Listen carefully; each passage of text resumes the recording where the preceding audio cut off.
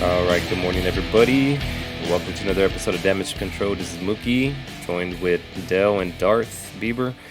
We're going to go ahead and just break down our second part of our Sunday conversation here, talking about Cosmic Crucible. And hopefully my video works out better than it did last week. Actually, I didn't even upload the video because it didn't even work for me to show, but I do have some video with the new Masters of Evil that's out here, that's starting to rise in, and obviously with the new event going on with the He Who Remains Kang event, you're going to want to start using them, and so hopefully this show gives you some options to think about on how you can use them against certain counters and so forth. So got that for you guys. Hope you enjoyed the video, and let's jump into this and introduce the gentleman here. So Darth. What's up, Darth man? How did you do last week? Oh, I went 1 and 2, so I'm just at the cusp of slipping out of Masters still. Okay, well, Hanging on by fingernails. Keep hanging on, buddy. Hopefully that, because usually sometimes when there's a little slip up, you kind of may have favorable matches the next week. So hopefully that's the case for you. But Dale, how are you doing, man? How'd you do last week? I went surprisingly 3-0. It was a very high point Crucible for me. Because I was fearing those guys I was facing. To face a level 95 guy who was super lazy with his attacks. I can't even explain what he was thinking with how many fails he did. Yeah, no, I remember, and that was the guess that I had when you brought him up, and he was in your particular tournament. I was just like, damn. But yeah, well, I'm glad. Well, congrats on that 3-0. I was on the same side with you there, Dale. I went 3-0, second back-to-back weeks there. And I'm taking this game mode a little bit more serious. Well, obviously now we're talking about it, right, on Sunday, so I am taking it more serious and paying more attention about the matchups and things of that nature, as I felt like I didn't do that the last season. But let's take a look at, I'm trying to think here. I mean, this is where I'm at. Oh, what I wanted to show you guys, I'm on the cusp to join you, Darth. I've been being aggressive, as I just mentioned, and I'm at 1868 for my rating, tribunal rating, and if I get to 1875 is when I can peak up there. So that's what I'm chasing there personally. That's kind of where I'm at. And then on the defensive side, so let's take a look at that. We'll start with the defensive topic first, because things are a little bit interesting. It feels very, I don't want to say mundane, but it kind of feels like I'm facing the same defenses, and I think that's what's been helping me personally, is that I kind of already know the counter that I want to do, and I'm already prepared for it.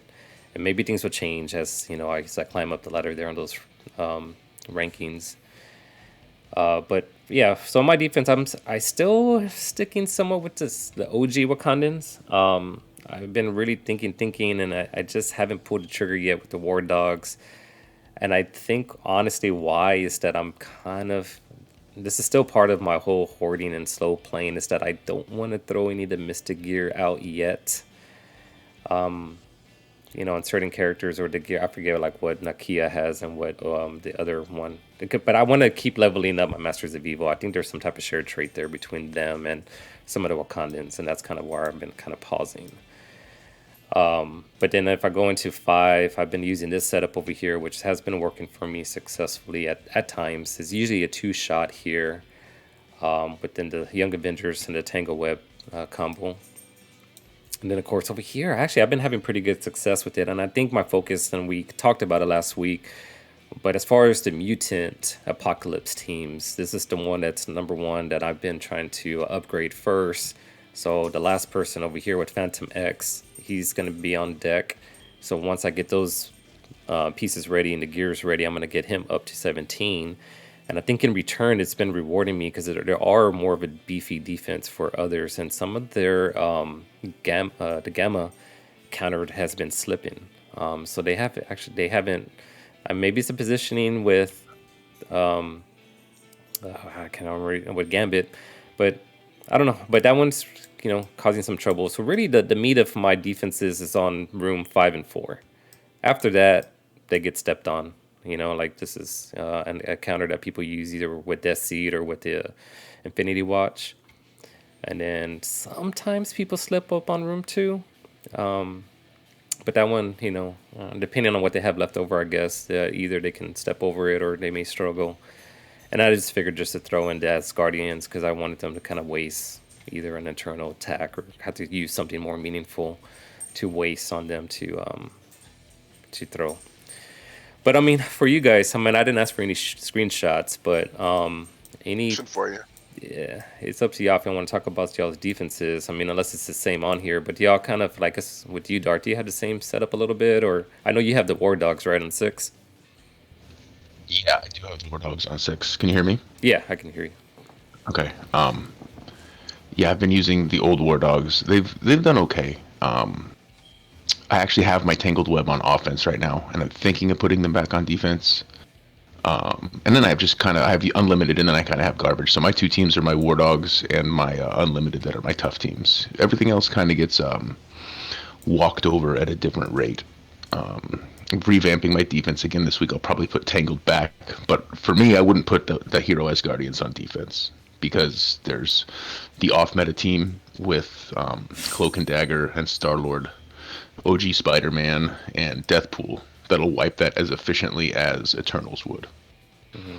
Okay. Just a suggestion, I don't know if you're using your Bionic Avengers if you run into any Web Warriors ever, but I think that Bionic Avengers is a better defense in Crucible than Hero as Guardians. Yeah, that's what I was going to ask, because I actually get wins on my Bionic Avenger sometimes. Especially if they leave that loop for last. Sometimes they don't have the gas to get over them. Okay. It's a good suggestion because I'm trying to think on what I was using Bionic Avenger for. Was offensively for some of these Hero as Guardians, or sometimes as a cleanup team, like if there's something still left on the Tangled Web. But okay, that's a good idea. I'll probably end up doing something like that. How did that Wave 1 defense work? Did that just get stepped on? It just got stepped on. Yeah. There wasn't anything. The thing about it is there's only 6 teams. You only have 6 teams on defense and 6 teams on offense, and it just wasn't good enough that required one of the top tier offenses to beat it. So it was just another piece of fodder that a medium-sized regular offensive team could beat. It wasn't the wall I wanted it to be. And of course, it wasn't going to be. It was Wave 1. It was an old team. What it didn't do was it didn't pull a big enough team that mattered. Okay. Yeah. All right. Well, I'm sorry. Go ahead, Dale. So I was working towards building Hydra World, but 2 matches last week, they were unable to clear my Tangled Web with Kingpin and Mr. Negative. So I'm very hesitant to taking them off. I am one of the fools who built Noir up, so my Noir is decently sized. And I, like two times they weren't able to clear that room because I was going to move towards that. YA was giving me wins too, so I'm keeping them as their own defense and keeping the Mr. Negative and Kingpin with Tangled Web. Okay. And that's really where the whole theory on defense comes down to. It's like, how creative do you want to be with your Tangled Web? And then from there, usually the standard is just beefing up this unlimited squad if you do keep them on defense, and hopefully efficiency becomes a battle right between the Gamma and how they're using their Gamma, either throwing the Dorm Gamma at it or not. So, but yeah, it's really these particular rooms. And then I know Benny Westside is still sticking with the Dorm hold on 6. So I don't know if you caught that yet, Dale. I'm sorry, Darth. I know Dale saw it, but Darth, I don't know if he saw that yet, but he seems to have some pretty good success. I had a match with a guy that did that, and I just... Oh, you're cutting out a little bit. I have against War Dogs. Like, my efficiency was better when my opponent put Dormhold in room 6 than if they would have put War Dogs. Yeah, and he cut off, but you said, what was the counter that you use against a Dorm? Hold? So just a Darkhold, regular Darkhold. Regular Darkhold did it. Okay. Yep. All right. Yeah, you did tell us that right off the bat, right? The next day you faced it. You showed it to us. Yeah. All right. Well, let's hopefully, fingers crossed a little bit here. Let's start jumping into the offensive side and just kind of jumping into some of the counters. So this over here, because I didn't save. I don't know why. I forgot. I forgot to save like all my overall like attacks and kind of show the whole breakdown of what I used on counters. But I did do some videos. But here's kind of what I was faced with. I had a Gamma on defense. I forgot what room. Probably like 1, 2, 3. One of those first three. Probably 1 or 2. Let me see. Yeah, it had to be like room 2 because one of them had a fortifier on one other matchup, but this one doesn't have fortifier for She-Hulk. So it had to be like 1 or 2. But I decided I kind of go in that sequence on my battles where I go room 6 first, 5, 4. So as I work my way down to the last 2 rooms, being room 1 and 2. This is what I tend to have like leftover. I do have some meta characters a little bit left over in my pocket to use, and that's the main reason for me pulling out Omega Red. And then here's part of the Masters of Evil, but it's the more important two, I would say. Like you were just talking about, Dell. That yeah, Titania is a beast in Cosmic Crucible, so she's a plug-in for sure. And then you pair her up with Kang. Kang also gets he actually goes before her, so he's even quicker out the gates. And then he throws slow and so forth. But anyways, on then there's Undying. So I thought I went ahead and still kind of testing. You know, we don't have practice mode, right, Darth? So Right. I kind of felt comfortable where I was at, that I was going to go ahead and just throw it out there. I feel comfortable with this Master of Evil team, at least these duels. So just out of curiosity, if you were to guess, do you think I got that win or not? Like on paper? I think you win. Yeah. I think. I would say yes, that's a win. I've seen screenshots of Gamma getting eaten alive by Masters of Evil, so that's part of why. Okay. Well, it looks like it's working. So here's the video of it. I'll speed it up a little bit because I think it's pretty long. It shows 4 minutes long. But for me, the main person to target, always put ability block is going to be on Braun. No matter what offense you're using, whoever gets that ability block, do that because you don't want him to clear off the negative effects when his turn comes. So that's why I do that. This is my favorite animation in the game. Boink. The club. Dude, Yeah. when he just raises it above his head and boinks the other guy in the head. I love it so much. So then the second thing when you're going against Gamma is to avoid hitting Red Hulk because you don't want charges going on him. All right, so that's kind of why I left that club attack by Kang over there on the left side. And of course, I'm just trying to think about, really the next thing I'm thinking about, besides avoiding hitting Red Hulk, is how do I stun? And that's where I'm lacking on this one right here. I don't have any character that stuns She-Hulk. And that's why Dorm, a lot of people like to use Dormammu as part of like another plug-in player, because eventually his turn comes through, you could stun her, right? Or also, if you wanted to stun Red Hulk, you get some options with Dorm, because if you stun Red Hulk, he doesn't get charges. So that's a little tip. So I don't have that luxury within the characters that I chose. So really it's more about, let me throw some bleed out there and have them punch each other. But then She-Hulk is just a pain in the ass, and she just keeps throwing it back at me. So I did struggle on this one because of that. I didn't have a stun, and it made the battle that much longer. But as I said, I have bleed out there, and you saw what OG Hulk did to Braun. He knocked him out. I'm trying to figure out what I'm going to do here. But I'm looking at those charges, and I'm like, fuck, there's She-Hulk. Her charges, boom, throws it right back at me. So that's the downside. So you guys can theory craft however you want off of it. But God, let's just speed it up. We'll speed it up 2 times. But there they are. I mean, I was still able to throw bleeds back. And that's really what saved me, is that every time I was able to throw some bleeds. What I'm scared now is Red Hulk, right? Yeah. So I went after him before his charges went up, and Kang was able to wipe him out. So I got lucky there. I think if I was not able to get that Red Hulk out, things would have turned differently for me. But after that, after I can avoid his ultimate, I was able to go ahead and coast through the rest of it. And I'll probably bleeding inefficiency here if I can clear her out. Boink. The boink attack. It's my favorite one.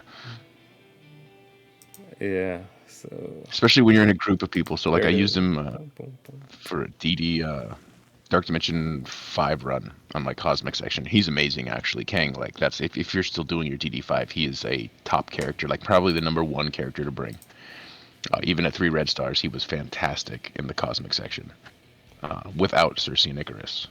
Just for some background, I still don't have Cersei and Icarus at 16. But he was amazing during that. And that's where I learned to love his animation, because when you go into a group of 6 with that special move, he underhand slugs 2 of them, and he boinks 4 of them right in the top of their head, and it's so funny. What's his doesn't he have like some passive where he kind of opens with an attack too? Kind of like Yeah, it's like Zemo. Every time he takes a turn, I believe, he does that instead of just if he has it charged. Yeah, you find him real quick. Okay, I know. Yeah, I've been noticing. I just hadn't paid attention to if it removes anything or not. Yeah, but it says on turn attack all enemies for 50% piercing and steal 3% health from all enemies and redistribute to self. Okay. All right, here's another video I have. Just kind of talking about this whole plugin where you take out the OG Hulk and you put in Dormammu. And because I heard you guys kind of talking about it last week, and I hadn't personally tried it out myself because I believe this makes the fight a little bit better for you. I think what you were mentioning, Darth, was just that like in case Braun were to get ability blocked, or in case there was some type of evades or something happens, that the longevity that Dorm provides to them with the revives and stuff kind of helps out. So I took that into stride. So I went ahead and tried it out. So this is just showing video off of that. Is this what you consistently use, Darth, for your counters? Yes. All right, and I'll let you talk through it then. I mean, because I'm still fairly new, but what's the focus when you're using this team offensively? Who are you? Rewind Gambit too, so that just makes it different. And then you just don't want him to get crits right there and for him to put evades up, which he didn't. So then you're going to focus on somebody with offense up as well as those other buffs. Dorm gets smacked, which is typical. And then usually I do the turn meter rewind move here.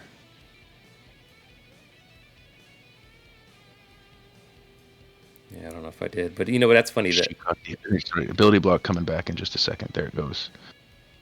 Oof, stun. Oh, Dorm died. Dorm just straight died for you. Yeah. Wow. And the 2 times I've used this matchup, he's always been dying. I'd clap here. Yep. Steal the health. Brilliant. But see, I've had it where Dorm dies like this before, and I'm not worried that you're going to lose because everybody's still got their other lives up. Oh, see, that was offense up. Yeah, you're done. You won. Good job. Yeah. So Yeah, my Dorm almost always dies on this. Like, I almost never get his alt off. you're in the same boat. Yeah, I see. So it's just funny, and that's why I think when Big Mac and our alliance was kind of talking about like, well, who do you take out when you're putting in Dorm, and I fairly feel uncomfortable answering when it gets kind of quiet, but I feel like I don't want to leave them waiting. But I'm like, I guess he's there just to provide revives. Like I didn't know what the purpose was because every time I use him, he always dies. It is mostly the revives. Well, part of it is now he's the most powerful character. He's the whatever character on your team that Rogue is going to target. Yeah. So Rogue targets him. And then she rewinds his turn meter, and then he goes into stealth eventually, and I don't know what happened there. So an AoE killed him, a super powerful AoE killed him for you. But then again, you saw how the rest of the match wound up because they focused on Dorm instead of anybody else. Your Red Hulk didn't get turn meter rewound, your Abomination didn't get turn meter, and everything else kind of fell into place. Yeah. All right. Well, let's, as this one's kind of buffering. Oh, no, I was trying to work. All right, cool. Here's another combination of the Masters of Evil. So this is more the 3 of them out. And I've been loving pairing them up with Undying, as you can tell. So here's another pairing there with Zim and Hela. But this time I kept Ultron over Absorbing Man. Because for me personally right now, Absorbing Man feels like the weakest of the bunch. And, but yeah. So it's important because he's a pre-taunt. Who's that? Absorbing Man? Absorbing Man, yeah, he's a pre-taunting tank, so eventually he will be important. Yeah. But I guess in when you're going into certain counters here, right? So here's the Tangled Web team that has Silver Surfer thrown in there with Symbiote Spider-Man. And I think a lot of people have been throwing Symbiote Spider-Man in, I don't know what room this is, but I'm guessing it's the one with the bleeds. I think that's the main purpose. You start seeing people doing that. So I can't remember how this went out, to be honest, but I think it's all comfortable in regards to me just being able to ability block Weaver before she's able to do her ult. right out the gate. Yeah, they don't have the ones I usually struggle with a little bit, and kind of goes back to what Dell was saying on his defense is that when there's a pre-taunting tank such as Kingpin that you have, Dell, that it kind of throws a wrench as far as using, anybody like, yeah. Boink. I faced a team that had Red Guardian, so I was Hmm. worried I wasn't able to ability block Hmm. tank Weaver right away. But I killed Red Guardian. I used her special, I think, and then I killed Red Guardian before Weaver ever went, Nice. and I was still Okay. able to ability block her before she took her first turn. Okay. Oh, there's my fidelity orders.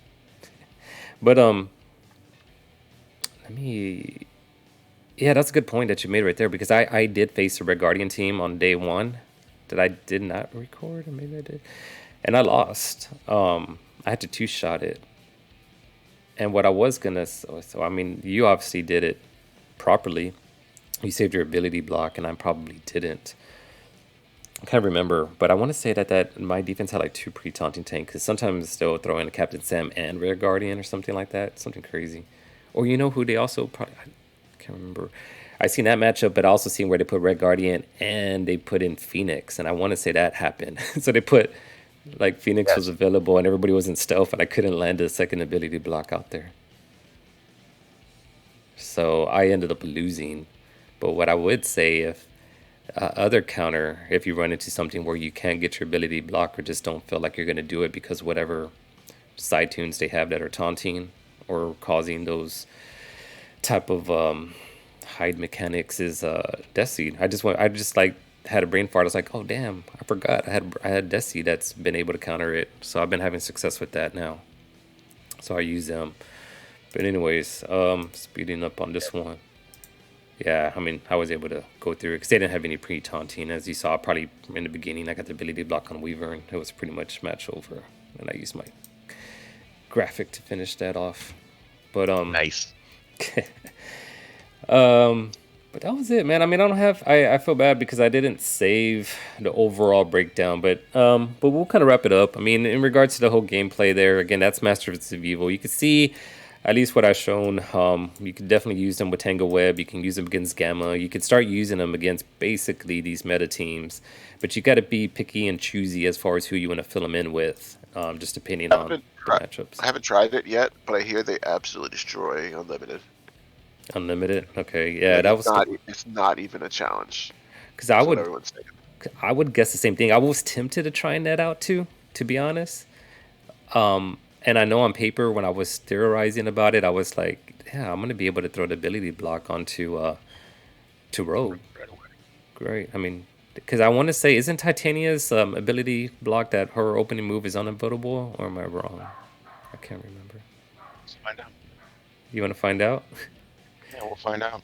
Oh yeah, but yeah, we'll see. Um, I'm trying to look up my Masters of Evil, but I mean, this is the one that we had the event again, so we're gonna be playing it more. And if I look, Crucible, yeah, look on Yeah, crit, unavoidable. Yep. yeah. So you definitely, even though they come up with those evades that they have, you're gonna be able to still stick that ability block onto Rogue and then target the rest and do your usual dance against Unlimited to knock them out. So. All right, but that's it for our show. As far as Custom Crucible, I'm gonna go ahead and kind of start slowing it down here on the Twitch side of things, but on YouTube. Appreciate you guys again that been staying tuned. Yeah, hopefully, uh, I'm laughing because I keep saying I'll have a highlight video. I just been busy. I have some other stuff going on, but as you can tell, I'm starting to record stuff, so I definitely got a collection going on here. So I'll have some more just videos straight to the point for you guys to watch. Stay tuned for that.